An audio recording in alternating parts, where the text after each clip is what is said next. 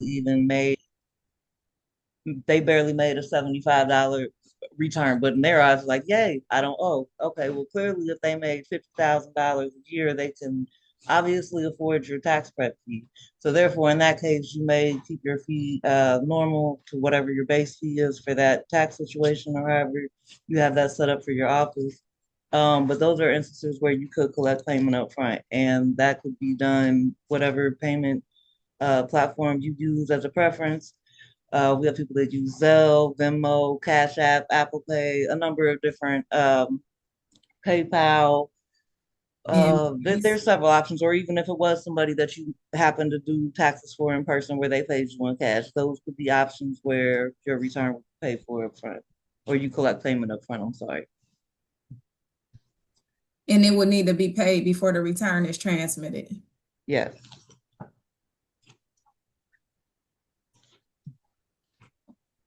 Okay, so if everybody's ready, we can go ahead and get started tonight. I just want to start off by saying that we are going to take off with the return that we had started on last time I did software training. If you missed it, it's okay. The recording is available in the school group. Um, we're going to focus a little bit on write-offs today, and let's see if we can get this going here. So I'm going to go back to the main menu just so you guys see this. Now, when you log in, let's say the specific client, like we're about to do now, maybe we had to leave their return because they said they'd get back to us with some information. You have other clients lined up. So you exit out their return, you're back in the main menu. Now it's time for you to get onto their return again. You will go down here and click client search. So I'm gonna kind of go through this part quickly, and just because I have to get to my client for you guys, but in your screen, you will only see your clients. So nobody else will see your clients. You won't be able to see other people. So there's like another layer of security for you and your clients' information. Um, the reason I can see all of them is because I am the admin here. So let's see. This was the return we started last um, last time we did training. So we'll give it a second here to load. Because we have already started this return, you will see it load up on a different screen than what you would originally start at. Don't be flustered, that's okay. As you see, it starts out on the summary page. And when this loads up over here on the right, you will see a summary of the income and the federal refund amount. Again, state would be right here underneath federal. However, it is not there right now because state forms are not available at this time. Um, they will be there. It's very similar to the rest of the software, so no need to freak out. Now again, so you will load out on this page if this is a customer you've already been in their return. As you'll see up here, the name identifies the person whose return you're in, and we have Brian Jackson. We're going to go over here. It will open up our menu, and you can go to any section that you may be going back into. But for right now, we're going to go to the federal section because we're focused on income. Okay, so for those of you who weren't here for the last meeting, this gentleman has a child on his return. He's filing head of household. He has one W-2 on his return. Not to dive too much into this, but it shows a summary of his W-2 right here. You will see who it belongs to. So if he was filing, married, filing jointly, it could say spouse right here, maybe spouse's W-2. So I do recommend definitely paying attention to that when you are filing joint returns, because I can get, sleight of the eye might be something that you pass over when going to type in the numbers. So definitely make sure you're double, triple checking that. But as you see, you'll see the summary of the employee, or the employee, the employer, the EIN, the income. And in his situation right here, we put that he has zero taxes withheld. If there are multiple W-2s, you will see them in order going down the line right here. And you can always go in and edit it by clicking this little pencil right here, and it will open up that W-2 for you. And you can go in and edit whatever it is that maybe you needed to change on the W-2 side.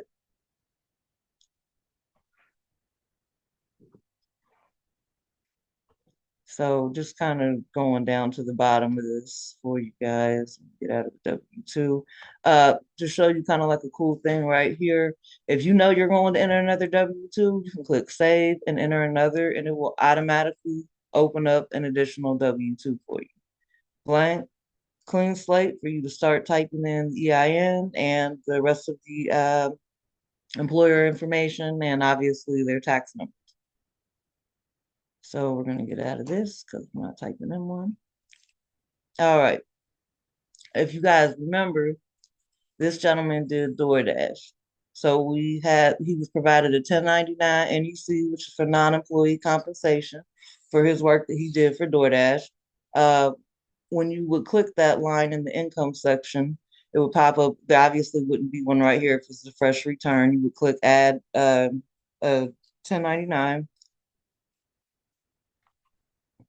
Now this is just kind of numbers I typed in, so I don't want anybody to hold me to that EIN because I really don't know without seeing it off the top of my head. But we would enter the information from the 1099, which would contain the employer's information or the payer of the 1099 to the subcontracted employee. When you get to the bottom of the form, in box one, it would show you the income that the taxpayer made for the year doing whichever job it may be. But in this case, as I said, it was DoorDash. So we put on here that he made $8,141 for the year doing DoorDash. Click continue. And it takes you over to your Schedule C portion of the business return. This does, even though they are employed under DoorDash, they are a subcontractor. So that turns us from where we were just a W-2 return. This is now a business return, which is also a hike in price versus, you may have had like your base price for W-2s may have been 300, but your base price for business may be 450. So it obviously makes a difference on where you can price yourself out at. So focusing a little bit on the write-offs here today, I'm not going to get too deep into it because everybody does how they do their write-offs for different types of services or different types of work is different. But because DoorDash is a position where you do a lot of driving, we're going to focus on some miles, on the mileage expense. You will go down here. Again, this is the Schedule C page. You will scroll down till you see car and truck expenses. Click begin. Now, this is also where due diligence comes in. You are supposed to ask them for the description of the vehicle. I personally ignore this. I tend to ask for the year and the make and model of the car. So as you saw there, it said '03 Honda Odyssey. So we'll just use that. The date that you placed your vehicle in service. Now, this is important. I do want you to pay attention to this because you might have someone who may have bought the car in the tax year that we're talking about. So let's say they didn't buy the car until like, oh, I don't know, July of 2025. And you put on here that they put the vehicle in business January 1st of 2025. Now, if that was to come back and you're sitting here claiming these, obviously your '03 Honda Odyssey probably isn't a new vehicle, but that could kind of come back with some errors in your due diligence and the information that was relayed on the return. So knowing if that car was available all year or after a certain date is definitely important. You would go down here to mileage. Of the total number of miles you drove your vehicle during the tax year, enter the number of miles you used your vehicle for each of the following. As you see, the red star right here next to business miles lets you know that if you are claiming this write-off, that your business miles are required to be typed in. You don't necessarily have to type in commuting or other, but this would be required to claim the mileage write-off deduction. So we're going to say he drove 3,772 miles for the year. You will scroll down here to vehicle use and so check all that apply. Check if you have another vehicle available for personal use. Check if your vehicle was available for personal use during off-duty hours. and check if you have evidence supports your deductions. So you would click this, and yes, its evidence is written. If they're Uber is really great with giving you printouts of like how many miles they drove, just as a whole, how many miles they were online. I don't know if any of you are Uber drivers and have any experience with that, but they are really great with sending a paper. I mean, it even breaks it down month to month. Like, oh, in January they had, 275 online miles. Rumor has it DoorDash is starting to do it. So you guys may see some reports for them. You also may have some people that are like Uber prepared, which this is great for us and great for them. They come in, they track their miles, or they really track their expenses when it comes to doing subcontractor work. So the more prepared they are, the better off it is for you on the terms of the return and the due diligence, making sure that everything is clear, concise. You would click continue. And as you see, you'll see the description, the date. This is your mileage for that vehicle. In this case, they probably don't have more than one vehicle, but there are some businesses where, maybe like subcontractors that do general contracting work, construction, carpet work, just different things that might have them have more than one vehicle. You are able to list those there, but I would not recommend doing that if it's just DoorDash because they likely don't have 4 or 5 vehicles uh, doing DoorDash. So you press continue. And I do want to go to general expenses. All right, so there are a lot of different categories here. You see advertising, contract labor, commission and fees, depletion, employee benefit programs, and there are several others going down the line. Now, when you are doing Schedule C, supplies are a must, because how can you run a business without supplies? Or you will have some sort of expense if you're running a business. There's no such thing as like just, if there is, I'd love to see it, but there's no such thing as a business that has no expenses whatsoever, no overhead, no utility costs, anything like that. So during your due diligence, when you're going over your write-offs with your customers, you can ask them, do you have receipts to support these? Obviously, do you have proof of payment for these things? Having all of these items definitely will keep you compliant, will keep them compliant with the IRS. So for supplies, let's say for DoorDash, this could be anything from maybe they deliver at night, so they buy a flashlight to help them see addresses, or maybe they bought a cell phone holder. Maybe they go through a lot of car chargers. First aid kit, it could be anything that assists them in doing their job, anything that they bought to help them along the way for that. So let's say, for intents and purposes, they spent, and obviously with proof provided, $477 on supplies for the year. As you see, they have things such as taxes and licenses, travel, meals, utilities.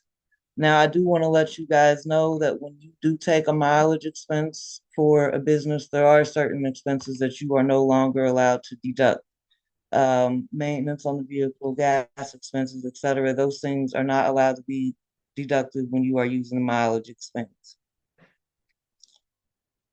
Let's go down here to utilities. Now, let's say that this taxpayer decided they had wanted to buy a business line cell phone that they only use for DoorDash purposes to make money throughout the year.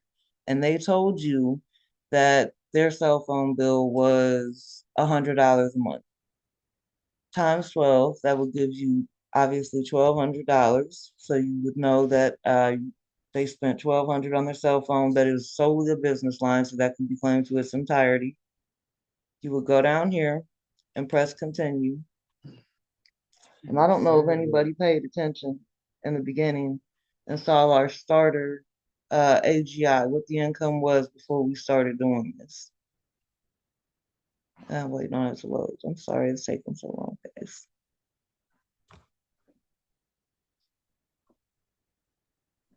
Did anybody happen to see what the starter AGI was before we started doing this?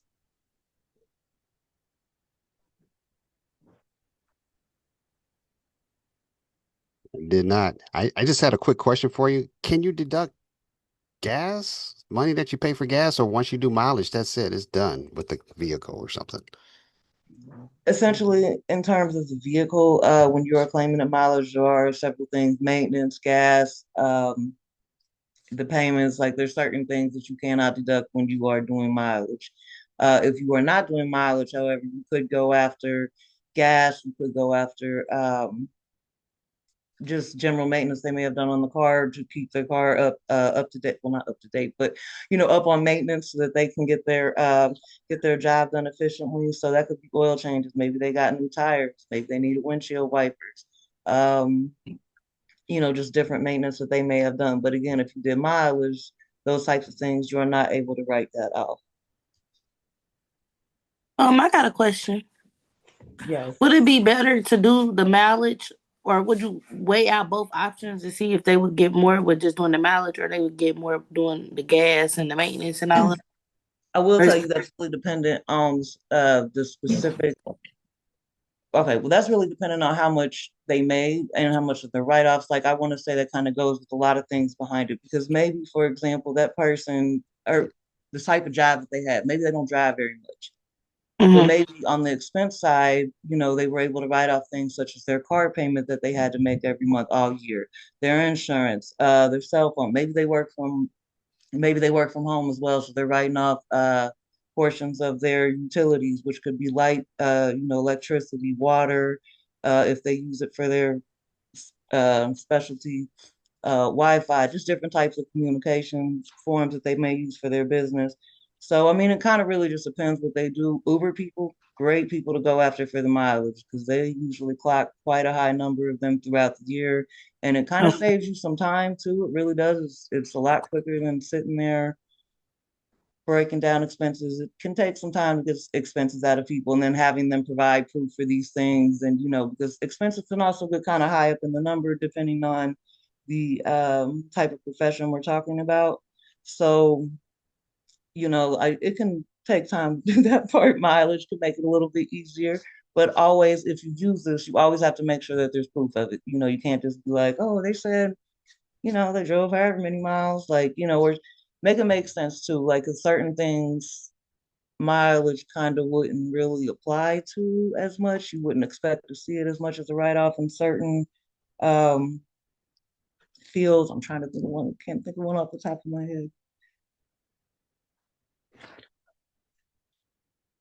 Okay, taxes. That could be a great one. So we don't really necessarily like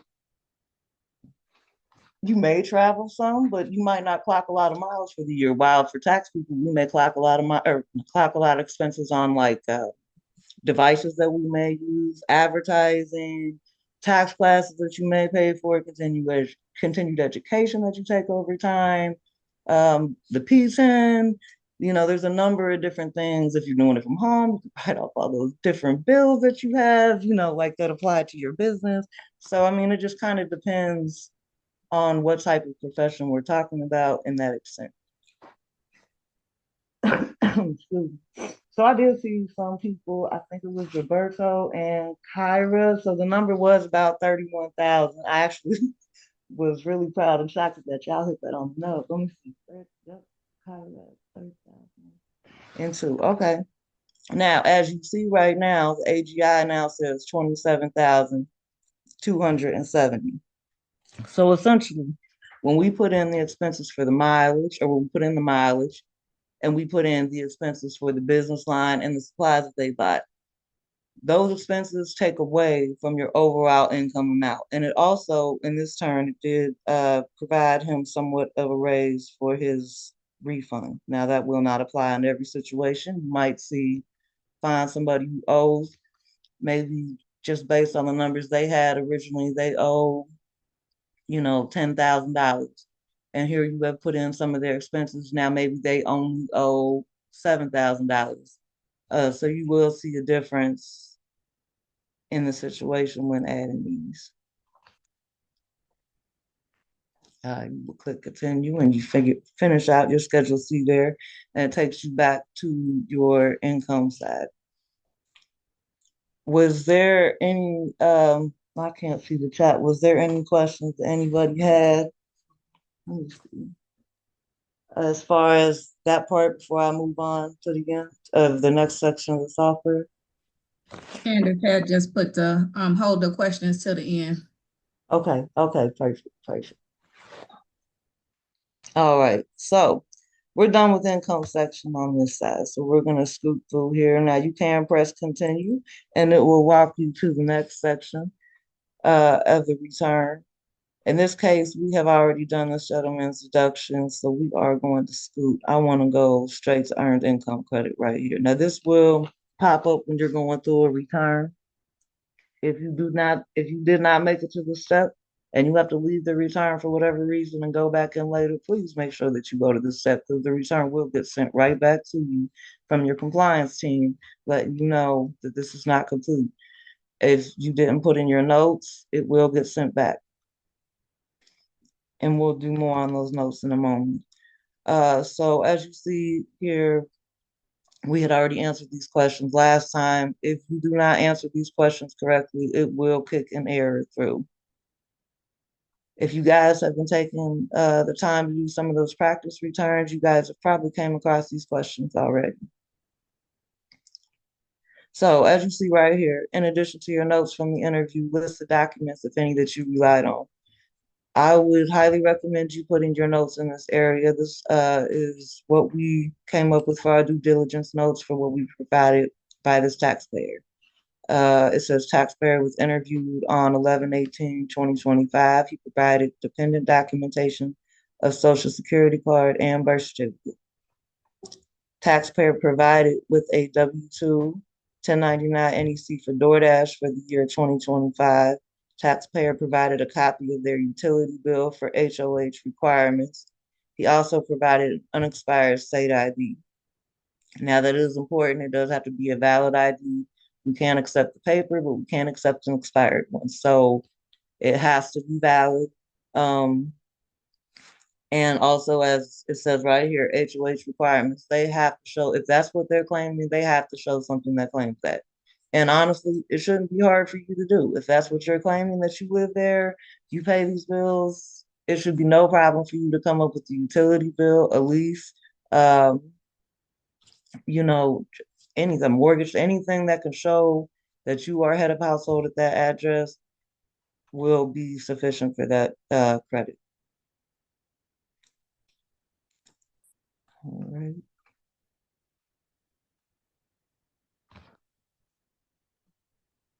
Going down to the bottom, you would press continue. And as I told you before, if you do not answer those questions, it will come back in error.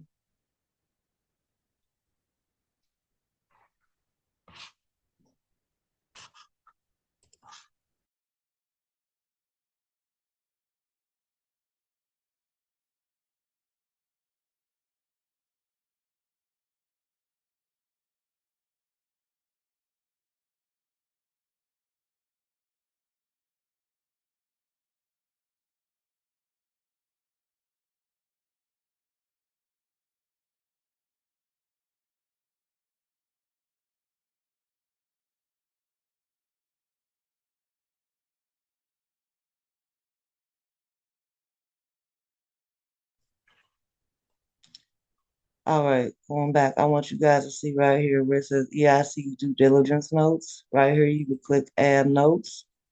And in here, you would list the documents that you relied on for this return. So we had the unexpired state ID,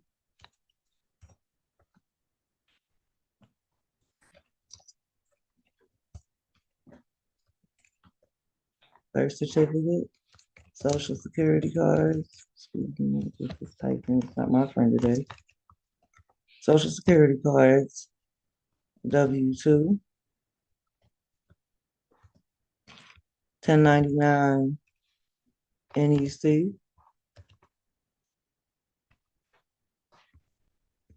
and in his case, we'll say he provided a utility bill for HOH.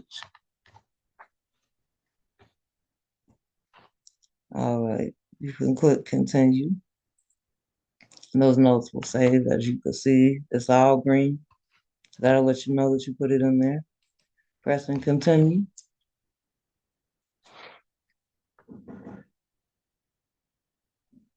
You can You don't have to provide anything in this. You've already done the due diligence in both sections, so you may skip over this.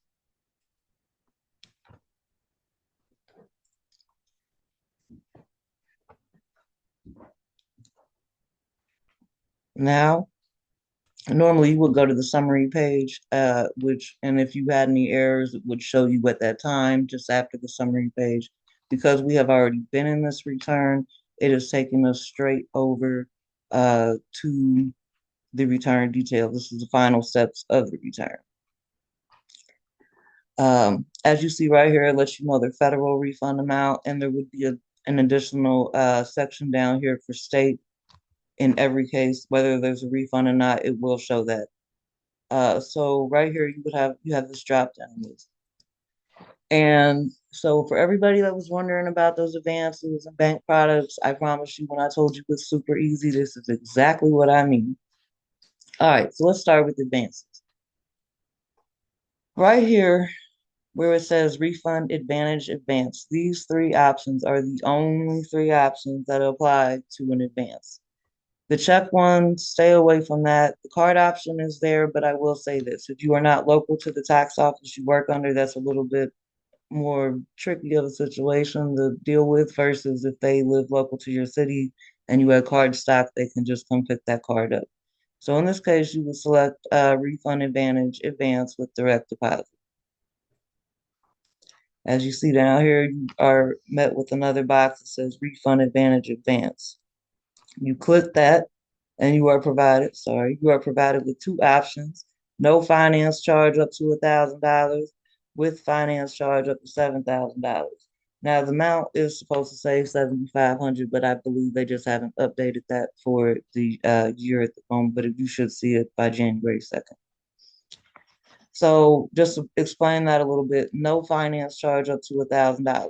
So we have packages anywhere from $250 up to $1,000. There is no interest fee on that. Now we are still charged the advance fee, and we'll do more on that at the end, but there is no interest to the customer based on any amount from $250 up to $1,000. We do not have any control over the amount that it is. The bank could come back and say, hey, we approved them for $250. The bank could come back and say, hey, we approved them for the whole $1,000. With finance charge up to $7,000, there is a finance charge for that is paid by the customer. It's based on the amount that they are approved for. Again, we have no control over the approval amount. I just want to let you guys know that sometimes our customers are like, oh, I only wanted like $2,000, but the bank approved them for $5,000 or something. Like we can't go in there and be like, okay, now let's go edit this number. Let's change it. They only wanted this. They wanted more. They wanted less. We can't do that. Whatever number it says is what number it says. Even if it's not enough, we have no pool to go back to the bank and be like, hey, they need $500 more. Whatever it says is what it says. So there are some people that kind of get a little flustered about that. They get those larger refund amount or advance amounts and then get upset when taxes does get released and they've already gotten most of it, but it's part of it. Excuse me. So we'll say this customer said they wanted the advance for up to $1,000. Go on to the next page. This would be where, again, you set your fees.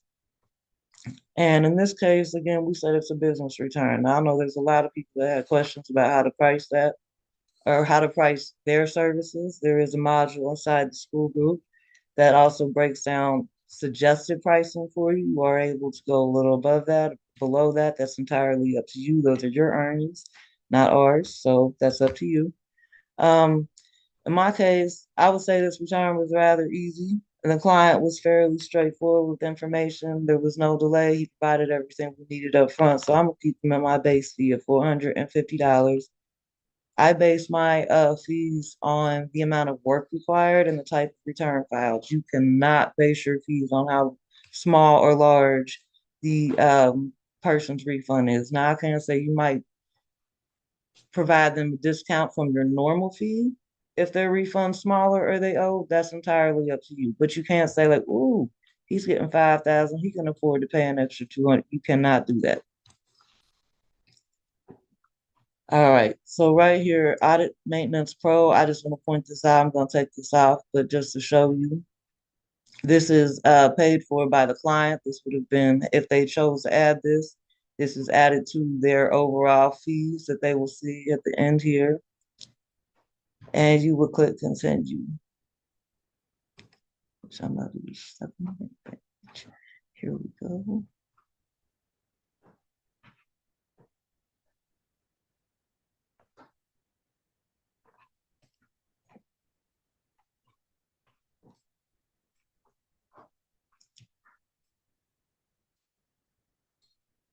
Okay, so I have to adjust my fees in my actual software. I'm sorry, that's not letting me go forward. I want to see if I can get over to this page. Now, when they have a bank application attached to their return, now that is not necessarily just an advance. A bank application is pretty much essentially any time that fees are being taken out of the tax refund by the bank for you, for the client, however you'd like to word that. That is considered a bank application, not necessarily just having an advance. So even if they didn't have an advance on here, if they set up for us to take the fees out of their refund, it would show up with bank application right here. And essentially it will have their address already pre-populated, their phone number. You would go in and type in their ID information. I'm just gonna come randomly press something right here. You select their state.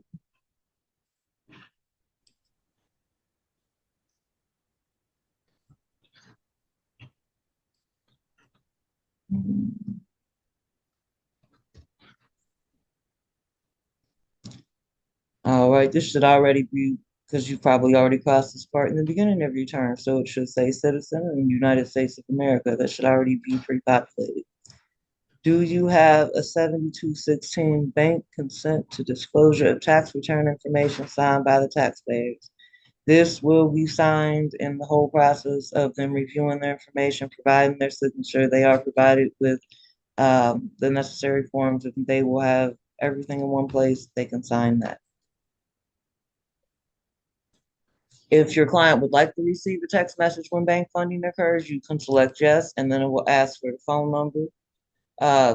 Little word of information. The phone number is also over here to the right, so you can copy. It's really easy to find right there. And make sure that you click client agrees to text messaging terms. You have a security question, and you are required to type an answer in there. So, just gonna put cat is the name, for example. Is there any discrepancy between the personal information provided by the taxpayer and the information on the government issued photo ID, such as different name, address, date of birth? So if you click yes, it will ask you the type of documentation that the preparer used to resolve this, as well as right here, you would describe it. For example, what's a good, like sometimes when people get married, their names haven't fully been updated on everything. That would be a great example. So you could say that you verify residential address with utility. There's several different items that you could use.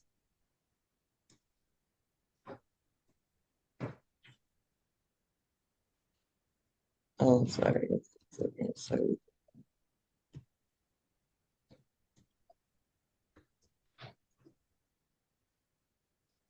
And see, as you see, if you have an error, it won't let you continue off that page. It'll throw something up there and it won't let you continue.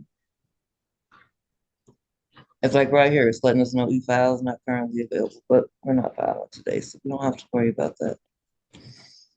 Now, this right here, this gray box where it says taxpayer electronic signature, once your customer, your client has signed the return, you will see their signature populated in this area. Right here, perfect. It shows state return and there would be an amount here, and it would show each state that you have on that return. So if they have multiple states, Kentucky, Ohio, Indiana, maybe Maybe if somebody's got California, Nevada, I'm not sure where you guys line up at, but you would see sometimes people that travel to might see multiple state returns, so those would be listed here. I also want to point out over here where you can see the fees, and it really breaks it down. So the total of their fees, again, it's at zero, guys, because I haven't set the prepare fee on my software side yet. So this total 173 that you see right here was it's the Audit Protection Pro, which was 92 of that, and then there was the e-file fee, and then there's also taxes incurred with that, which it will break down on the client side. They'll be able to see all of that when you send the return. And then basically after you subtracted the fees, you will see the total of their full return right here, minus fees, $5,446.05. Now let's scroll down here. This is just a pen that was made for the tax preparer. Now, you will have your signature. Excuse my ugly chicken scratch. I did that on a clip for you guys, but your signature, the preparer's signature, will be on the return as well.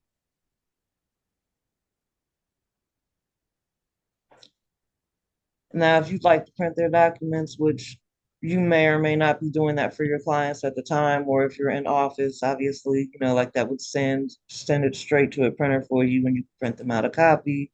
Maybe, for example, you're looking for just a certain part of the return. Maybe they just need the 1040. Maybe they only need federal. Obviously, there's different options available for you to choose from. Now, here's where you would end up sending once everything's complete and you're like, hey, Brian, I finished your return. I'm ready to send it over for your review. I recommend that you explain to your clients to please review all information, make sure everything is correct. Make sure that everything looks good to you. You understand your fees because those are broken down in the forms that you send to them. And right here, you would either do their email or their phone number. You have the option to change it. And if you put text, it will send them a link. If you send them an email, it will send them a link. And you would just click send invite. They will get an invite to the portal where they can log in. They make a username and password. They log in. They'll be able to see the return that you sent to them, go over the information, verify that it's correct. They are able to sign the return. And then once they sign it, it will actually automatically show up signed in your side of the system. But usually people will let you know, like, oh, I signed. Thank you so very much. I appreciate you. Especially if they ask for an advance. Then they're going to ask how long does it take for us to know. Most bank answers are provided within 24 to 48 hours, but there are times when they are done a lot quicker, especially like when we get to the opening of the IRS season. They tend to have a flush of people filing, so they have a lot quicker response times. Now, as you see here, this is a further breakdown of the fees. This is how it ends up coming up to the number that we had over here, but I want to explain to you how you see this difference down here, which is exactly $1,000 less than the total on your right column. The reason it is $1,000 less is because they put in for $1,000 advance request. So let's not forget that. Their refund originally was $5,620. So minus all their fees, minus the advance, they would see a total of $4,446.05. And then if they had a state amount, you would see that reflected in this section on the right. Now, once your return is ready to go to your client, it's ready to be signed, you would click Mark Return for Review. Ignore this part, that is for the office manager and compliance, so you do not have to select anything on the approved or failed part right here. But you would select Mark Return for Review. You sent your return to the client, they signed it. You are letting your office manager know or your team lead that you have, let's see, Brian Jackson is ready for submission, which means they will then go into the return, make sure that everything's compliant. Your notes are included. There's no fraud on that return. We will definitely check for that. I want to be very clear. We will check for documents that are supposed to be attached to the return. So in this case, as said, it was a W-2. It was an ID, birth certificate, social security card, had a household information, which would have been, we said a utility bill in this case, and he had a 1099 NEC from DoorDash. And so we will check to make sure that all of those are in the client's file. And then once you're done with that, you can click Save or Exit. It'll take you out of the return. But I want to show you guys something kind of cool about this. You see where this gentleman's name is? Where it says Brian Jackson, and it has a drop-down list. Now, in the event that your client obviously uploaded their documents, or if they did upload their documents to the portal, you would click Scan Documents. And because I've been in here so long, guys, I'm sorry it logged me out. But it would pop up a new window for it would pop up a new window to show you the documents that that client submitted. Just to get back into here real quick. Kara, can I say one thing too? With the advances, if the person is denied or the amount is adjusted, the numbers will automatically adjust. Like, let's say they get approved for 500. Then when they Yes. refund come back, it will only be the 500 out, but we can't, the system doesn't allow us, it won't be an updated version. But once it's approved, we can pull from the banking side to show that what the numbers will actually look like after the final approval. So that can be a big thing. Or, something that a taxpayer be kind of concerned about, and you can reassure them that the numbers will balance out once they actually get their refund. Okay, and just real quick, guys, as I said here, when you drop down this list, there is other ways to get to their documents, but this is just straight from the return, so it's really easy. But the way we're going to be doing is through intake forms for you guys. So this is also an area where you could upload their documents yourself. Where if you're in person with them, you could scan them, load them to this, take pictures, upload it to this, however you'd like to do. But when you click that, it would open up a new window. Now, we fabricated this form for this return so that you could see just the essential of how it would work. But when they would upload their returns, they would, or upload their documents, they would all be listed here. There is a selfie that they take. There is, it'll say ID, it'll say W-2. They have other forms, and usually people will upload like 1099s. Under that, they will upload direct deposit information, birth certificates, social security cards. Let me give y'all a tidbit of advice, especially for ones who are uploading more than one social security card. It saves so much time and so much space when they put, like, say you put them on a table, all four, three, four of them next to each other, however many it is, and take an over picture where you see all of them versus uploading, 5, 6 individual social security cards. Because trust me, those documents will add up quick. And when you're sitting here having to go through, 10, 20, 30, 40 documents just to find out that, oh, they're still missing this, like it gets tedious over time. So just kind of like a little space saver for you guys. It makes it easier, keeps it cleaner, easier for you to navigate through. So that pretty much wraps it up for everything I have for the software training for tonight. So I'm gonna pass the mic back to Essence, and any questions you guys might have, fire away. That was good, right? I know that clarified a lot of questions or things that y'all might have been thinking or wondering about. So y'all give Kara some hand claps, please. That was good, Kara.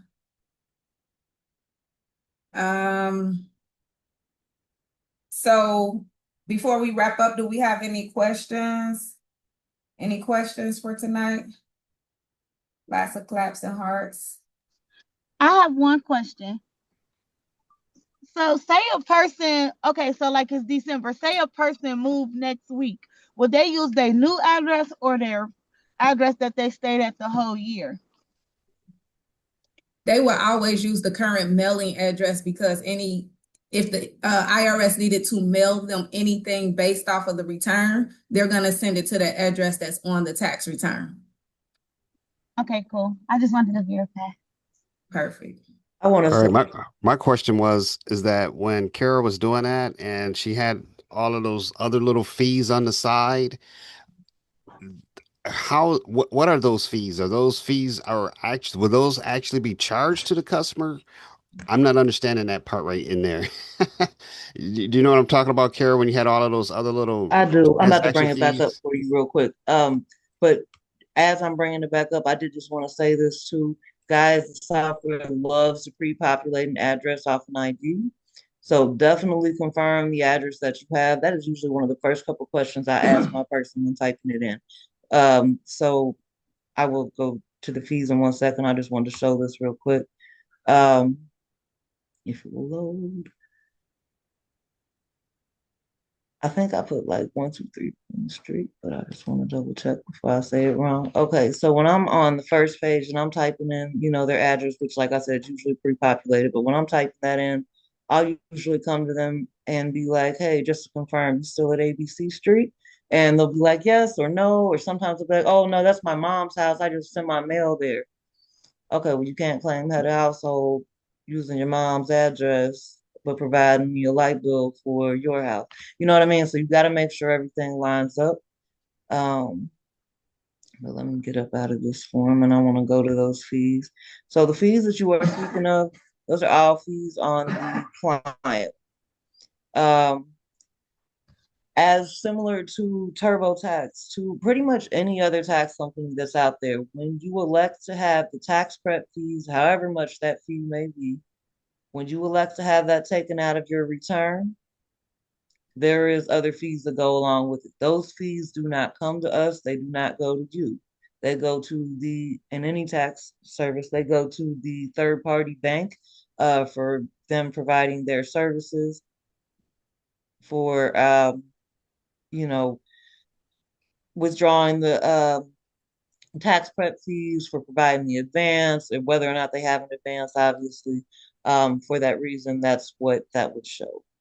Let me see, I'm trying to get to this fee page for you. I'm sorry.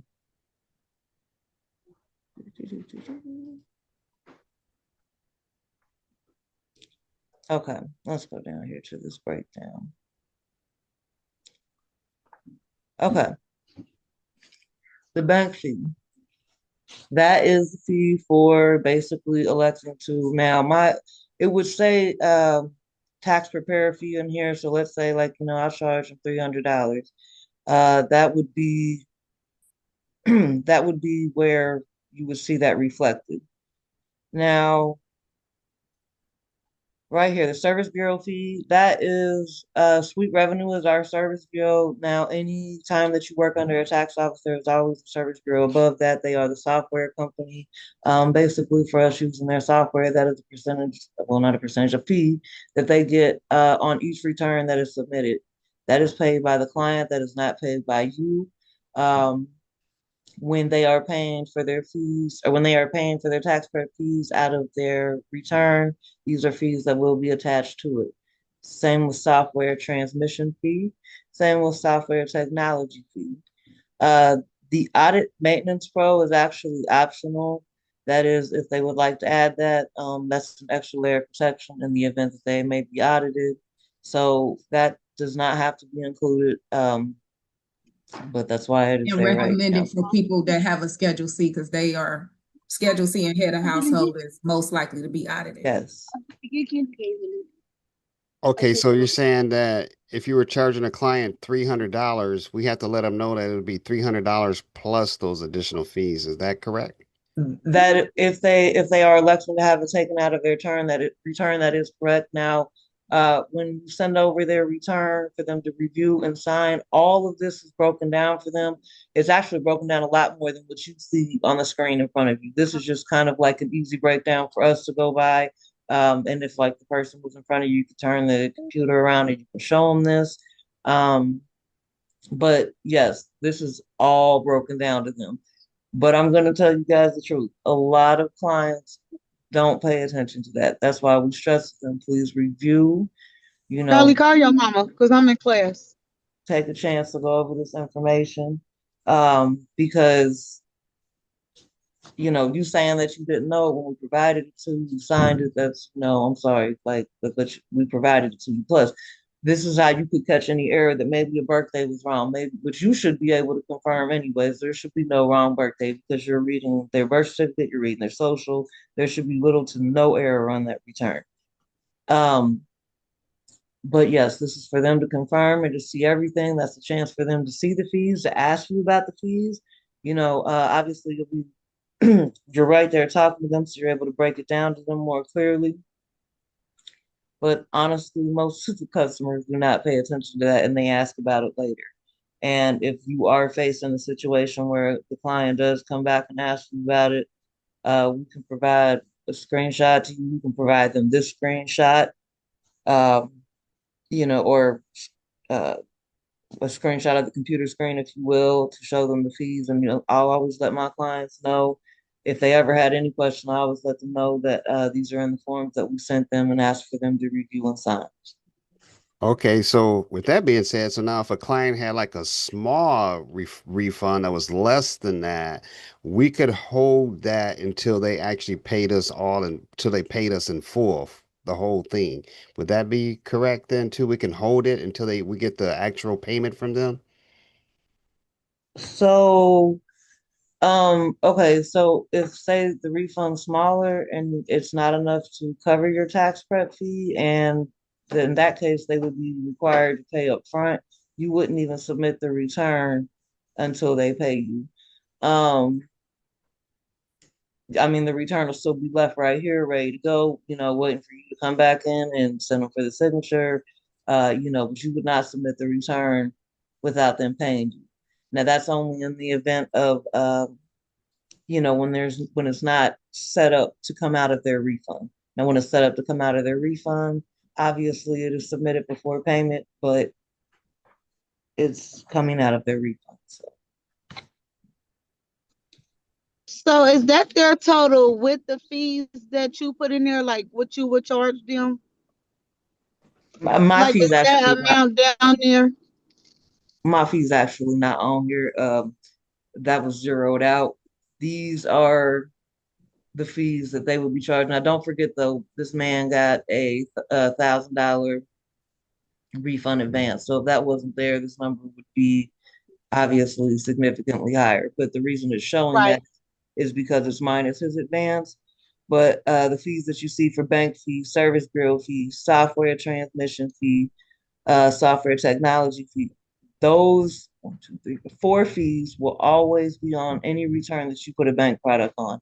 Again, if you set it up to be paid out of the return, that is also a bank product. The audits maintenance pro, that is, again, that's optional, but as Espen said, with Schedule Cs, those are ones we do like to try to add them to those.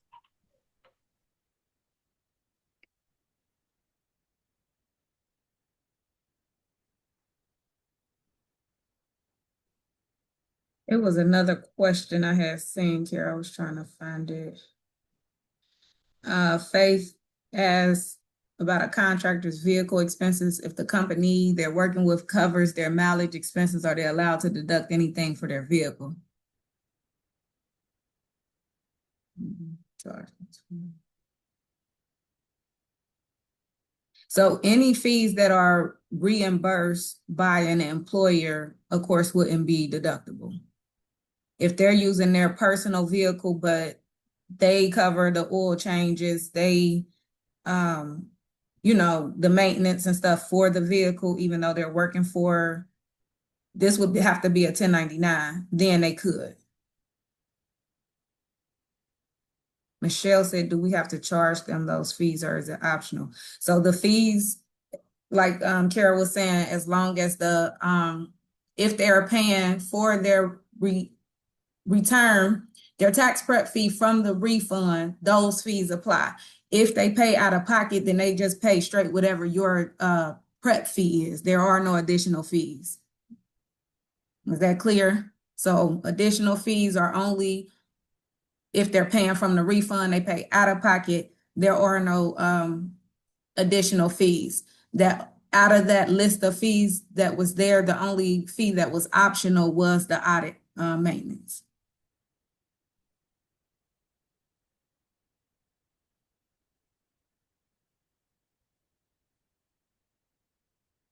When you advertise your fees, is it better to do it with your own? Yes. And most people who file taxes, they already know. You go to H&R Block, you go to Jackson Hewitt, even online with TurboTax, Free Tax USA, those platforms are not completely free. There are fees built into those softwares to be able to file the return. So the fees is not anything new. It might be more minimum, like if you use it to file yourself, but all softwares charge additional fees.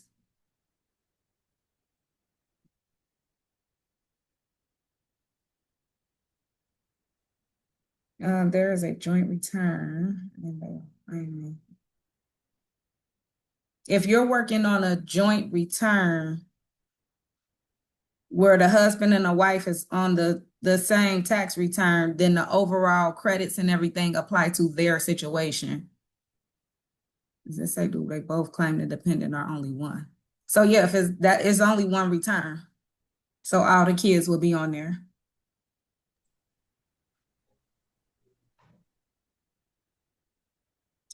Are there any other questions?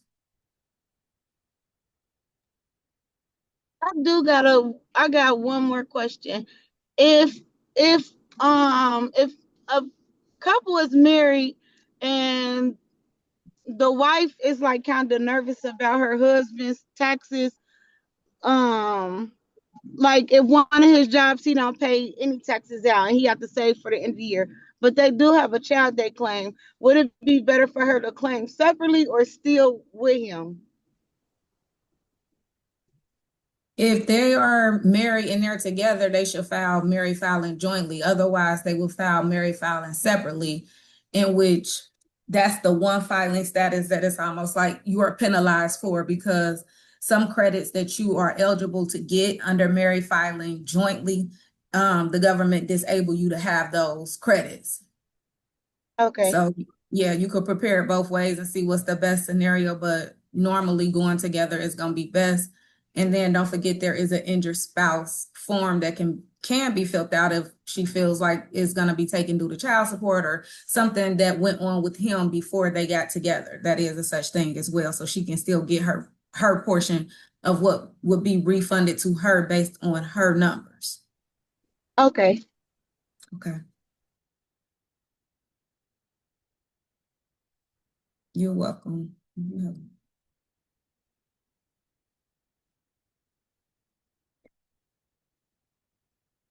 Okay, so Michelle asks if you have a mortgage, would it be better to do a standard deduction or itemized deduction, or would it matter? So it does matter. It's kind of really depends on the situation and the amounts. Do understand in order to itemized deductions must exceed the amount of the standard deduction. You don't often find yourself in that situation. That's why a lot of people do take the standard deduction.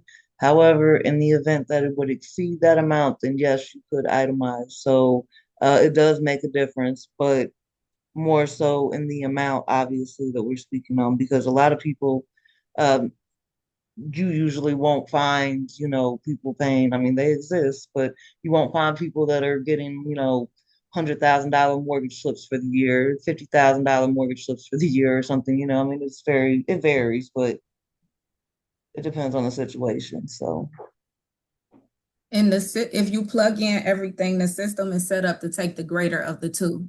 So you don't have to, as long as you plug in all of the documents, the system is going to automatically take the greatest one for you.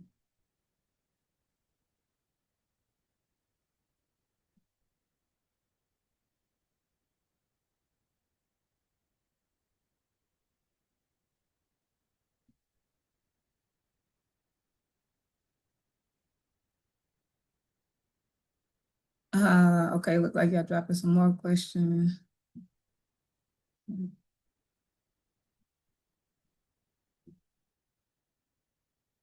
Yes, so for the audit fee, that is protection that the software company will assist in the event that they are audited.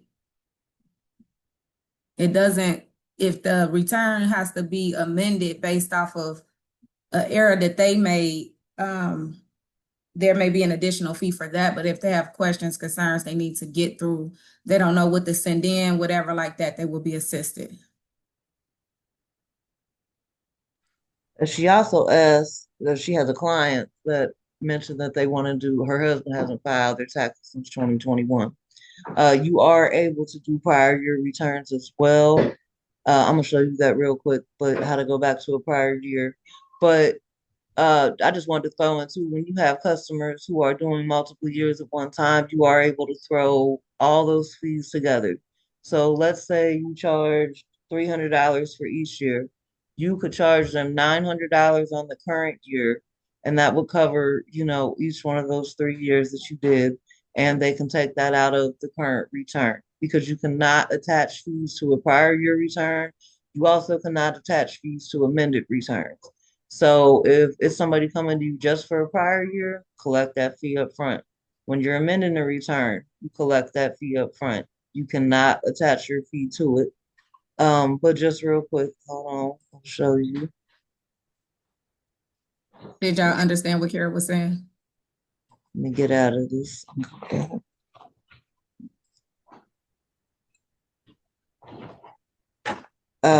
Right here, guys, where it says TY 2025, that means tax year 2025. You would just click this and you could go to whichever year it is that you are speaking on or needing to get into. You can also do that from the main menu page. You can trade, so if you're going straight into the 2024 return, you just click this, click 2024, and you would just start a new return, type in their info, and go through the exact same steps as you did in the prior return.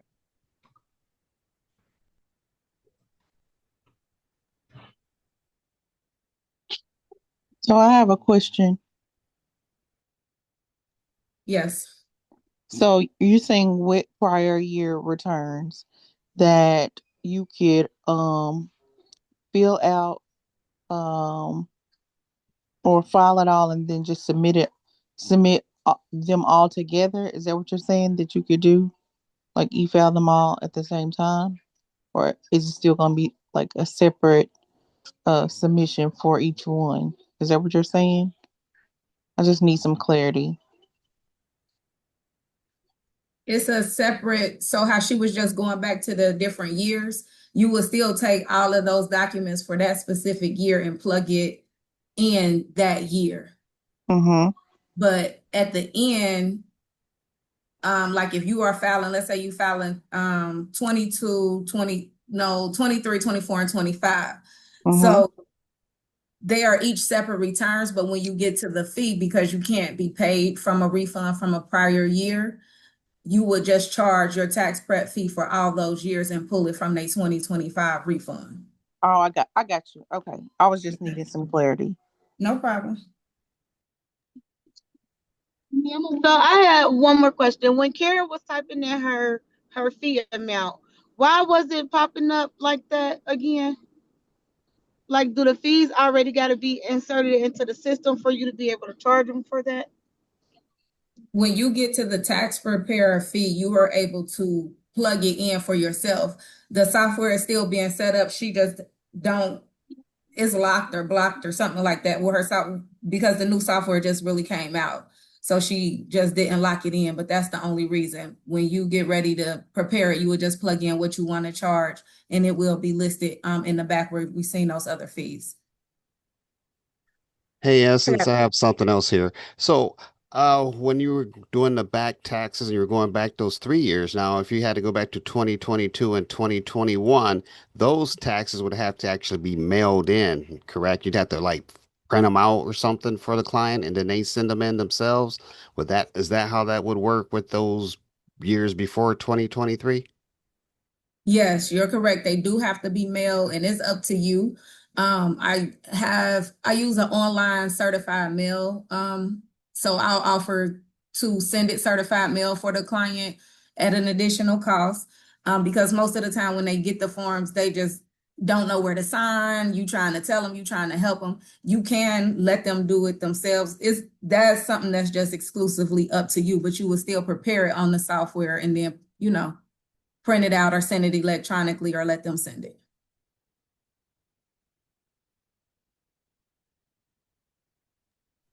I want to answer Michelle's question real quick, and because I know we Okay. keep getting asked about this for the software, do we have an app we can download? So I'm going to tell you guys, yes, there is an app we can download. Should you download it? Absolutely not, because, and I will share my screen and show you why. Now, there's nothing in here at this current moment, but just to show you how it would look when people will upload to the app, it will give you a notification right here where it says taxes to go clients. And it would populate their name, their email, their social security number, and their submission date. Now, the problem is anytime somebody submits that, it's going to pop up in here. And the problem is that anybody, and when I mean anybody, I just mean you guys as preparers, not like any person just walking down the street, but anybody can see the people in this list. So therefore, Michelle, like if a client uploaded for you and Teresa came in here, she'd be able to see the taxpayer's name was whatever the name was, their email, their social, their submission date. They'd actually even be able to not submit, but claim the customer from this menu right here. There'd be a claim spot. And then what if they claim them on accident? And then we got to go and do all this other switching around to be able to get to the person it's supposed to be to. But meanwhile, you technically just expose your tax client's information to somebody else. So it's to provide an extra layer of security for not just only you, but your clients as well. It's making sure that nobody else sees that information. It's making sure that, they can't accidentally grab one of your returns or anything like that. And to tell you the truth, the app actually kind of has its bugs sometimes. It's a great app, but it definitely has its bugs. And Essence, and Candace, we know how to operate through those. We've been dealing with that for a number of years, but it's not always easy to teach everybody else that, to get the clients to understand that, whatever, however you'd like to explain it. So for those purposes, we are staying away from the app. That's why I showed you the route of how you could send it to them to get their signature through the portal, and it will send them a link. They can avoid that app as a whole. Trust me, it will make it a lot harder than it more so does in a convenience way. But I mean, the way we'll be doing it for you guys is each one of you will receive an individualized intake form. This will be a link individualized to you only as a preparer. You will be able to provide this link to your clients, and it asks for all their information: name, address, social, birthday. Um, it asks for their ID. It asks for dependent information. It asks for them to upload their documents. Once they have submitted this form, you will immediately get an email containing each one of those documents that they uploaded. You will then be able to take, the information that you have, start the return, and you can also upload the documents inside the return, which I'm gonna show you guys that one time real quick. If you guys remember how I told you to get to that scan document section, here's another way.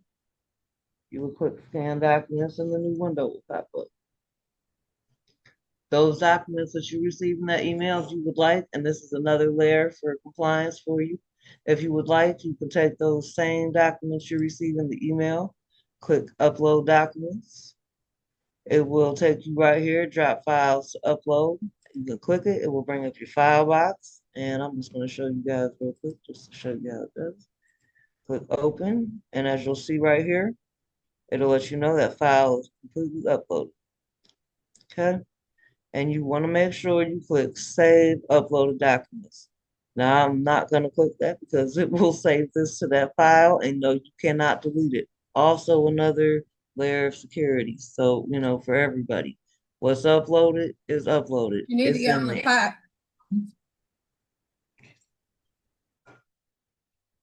So we're going to exit out of that part.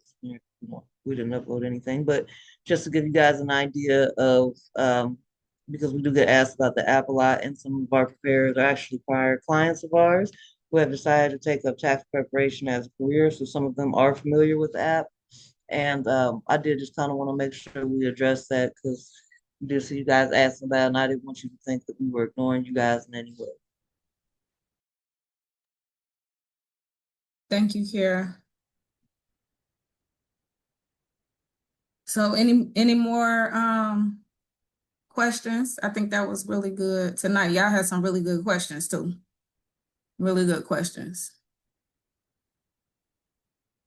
I do have a question, and you might have, y'all might have already gone on it because I jumped on a little late.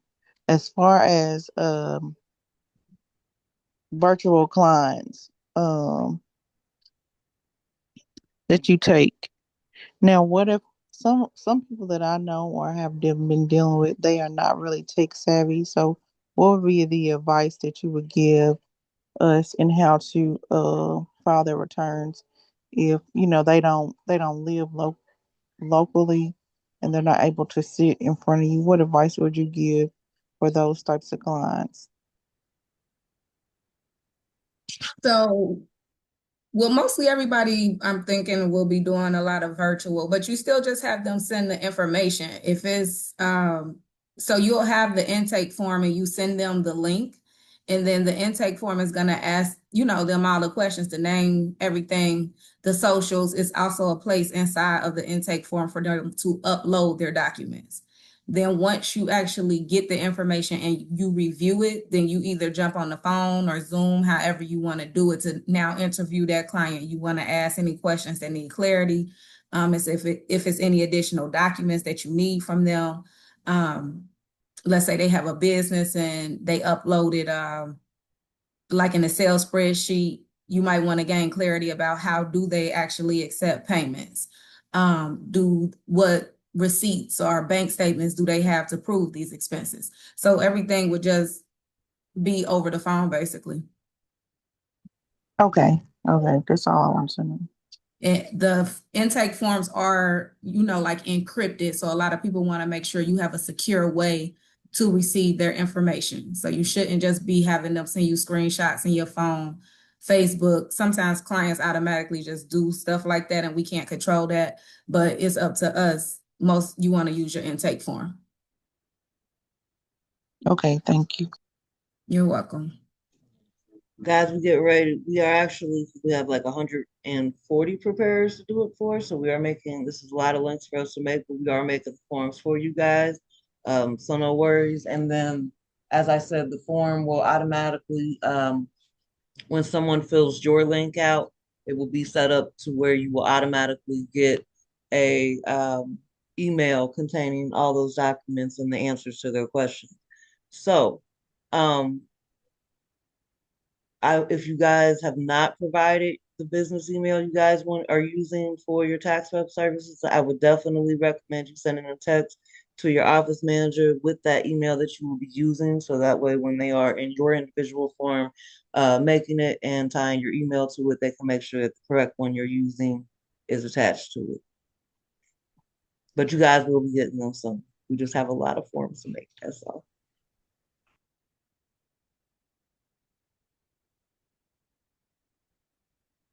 All right.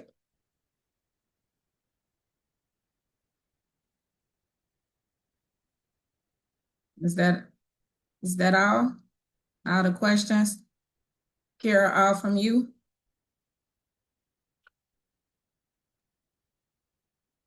I do have a question.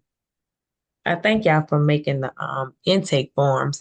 However, is there as the prep, are there any type of forms that we need to create other than possibly our I guess our fees sheets, or how we're gonna go about collecting the fees based on the type of, if it's a W-2 or 1099, is there anything else that we need to create any forms for ourselves?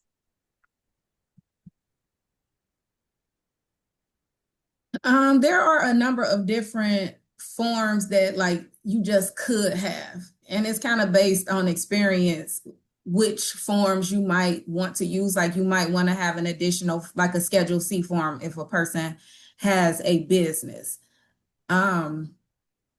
So you're with me. We'll make sure that you get some additional forms, but we also have the CRM, which houses everything that we have. Like you can organize, have all your clients there. It will make life easy. Other than that, you can get like job form. We got the whole module. I think we went over that last class that kind of talk. It's a module inside of the school group that kind of break down what the options are. Okay. And where you want to go and use that. So we can talk about that, but you can also go to the school. Okay. Well, thank you. Okay. All right.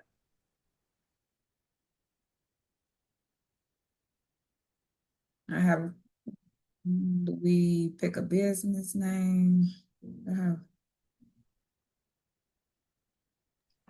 For Michelle, she asked one more question. Once we pick a business name, do we have to register it?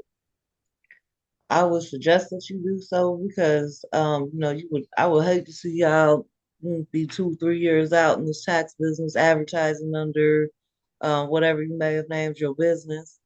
And then you're like, hey, I want to make the next step to make it legal, and you go to try to get the business LLC under your state, and that name's not even available. So now you gotta sit there and change up a whole lot of stuff. You got to rebrand or add into your name, maybe confuse people, whatever. So I would suggest that you register it. You don't have to, but it would be a great idea to do so. EINs are free. Um, Now I can't tell you exactly how much it is in every state to do your LLC, but I know in the state of Ohio it's $99. Um, I would definitely recommend if you are able to make your LLC ASAP, definitely do that. I would highly advise doing that. That way you can have your name ready to go. It's your business that you're building, and you don't got to worry about anybody else snatching that name up anywhere along the line because you own it. I see they asked, how do we get paid? So if you refer back to your contracts, it's broken down a little bit in there. Essentially, what will happen is you will be funded the following week that the clients are funded. So, um, like how if you set it up for the bank to take your fees out of the return for you, all at one time, we'll have release dates. Like, say, for example, February 26th is rumored to be one of the first, around the time of the first draft. Could be a little before, could be a little after. Just depends on how the dates fall. I'd have to look at my calendar. Um, But that'll be a big drop because that'll be when the PATH Act lifts. So everybody that you had from pretty much January 2nd up to that point will get funded. Well, not everybody will get funded, but hopefully everybody gets funded. Some people might not have had enough time in processing before getting to that point. But then when people get funded, all of that will get paid out by the bank. Then the following week, you would receive your payment for all of your customers that had got funded in that time frame. And then going forward, payments would be done on a weekly basis.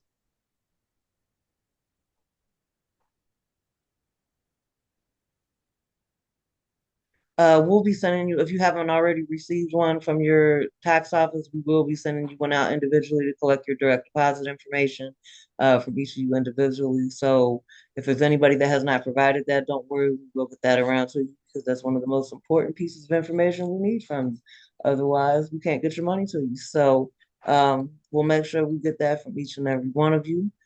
And if there's anybody who hasn't gotten their piece in yet, that's definitely very important. We're going live very soon, guys. So you need that to be able to process returns and obviously to be able to get into the software. So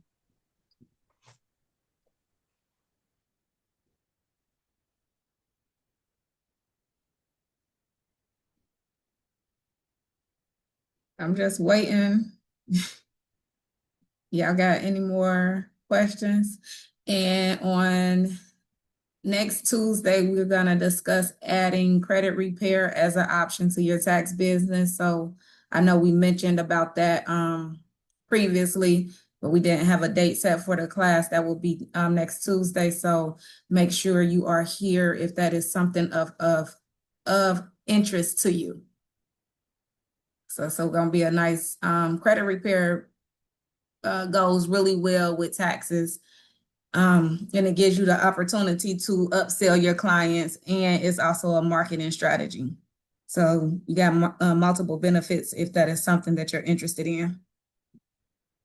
Shay, I see you.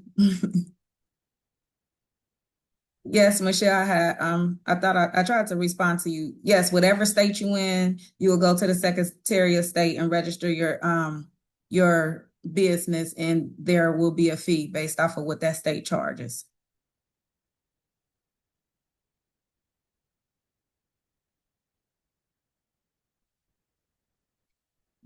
We thankful to have y'all here too. Thank you very much. Anything else? I hope y'all have a great weekend. I hope y'all working on your AI. We will be in the school community. So anything that was overlooked, or if you scared to come off of mute, put your question. Hopefully you'll come on over to school and ask.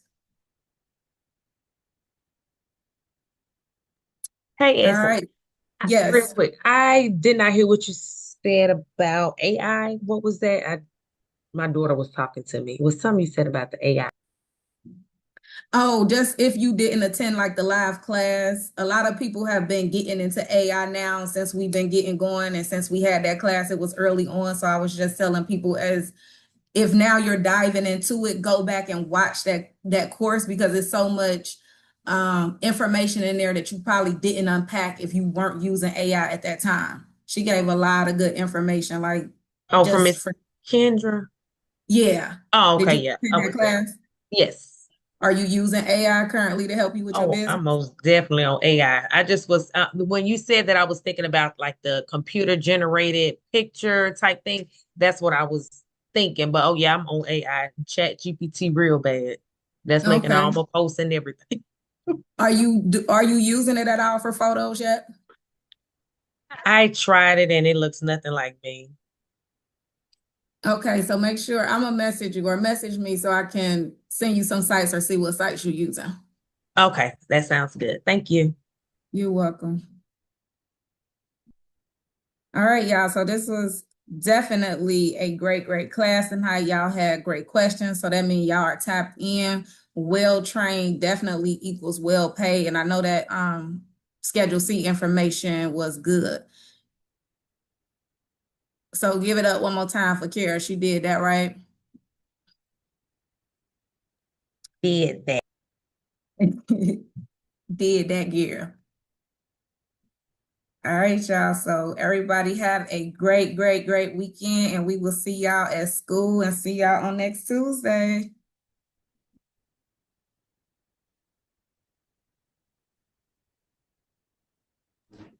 Good night, everybody.